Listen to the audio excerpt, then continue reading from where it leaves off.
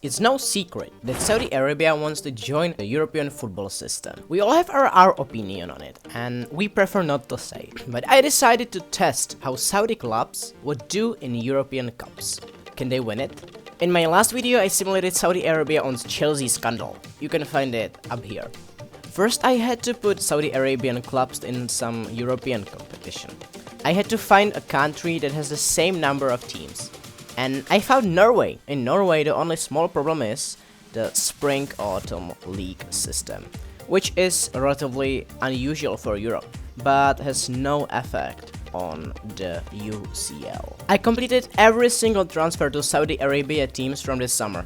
I needed to choose a club I will play for, so I chose Al Hilal, without any reason.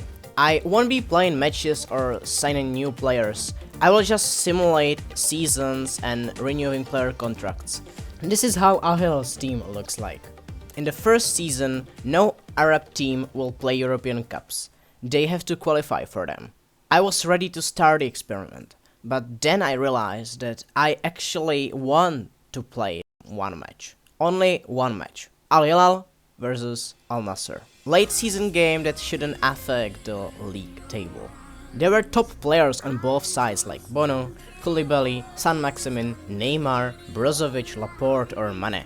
Ronaldo wasn't playing from the start.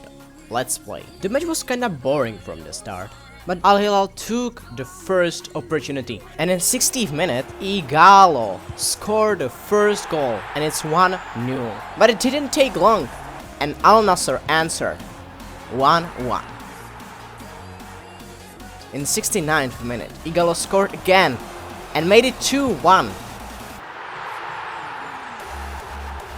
And in minute 83, Neymar secured the lead with his beautiful goal, 3-1.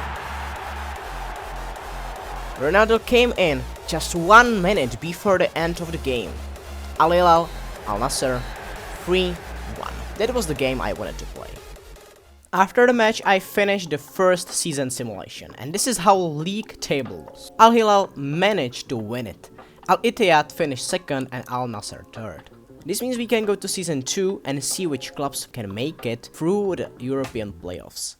Season 2.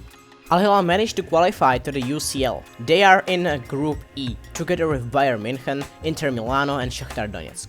No Saudi Arabian club has qualified for the European League. But in Conference League it's different. Al Ittihad will compete in Group C against Betis, Vicente and Odense? No idea. Etifaki against Rakov, Başakşehir and Brugge.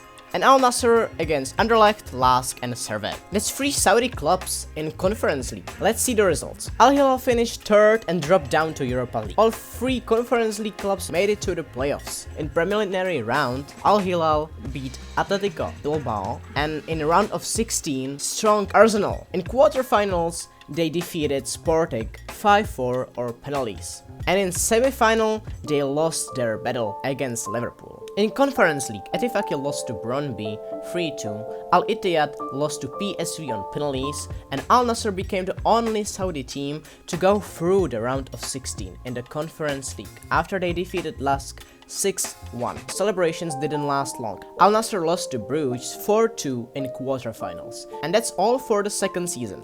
Let's move on. Season 3.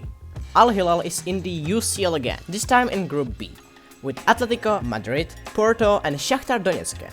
To make it even more similar, no Saudi Arabian clubs has qualified for the Europa League again. In the Conference League are only 2 teams this year.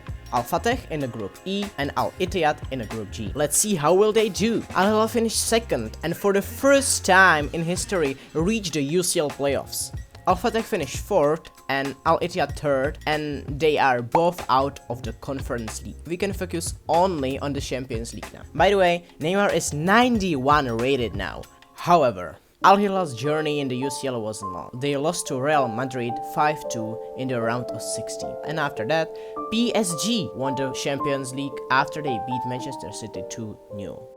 In the end, I think that Saudi Arab clubs didn't embrace themselves. They can regularly participate in European Cups group stages just like clubs from Portugal or Netherlands. The question is whether this is what we Europeans want. This is all for this video. I have my FIFA 24 closed beta, so I can peacefully delete FIFA 23 and let it rest. And of course, like and subscribe. Bye.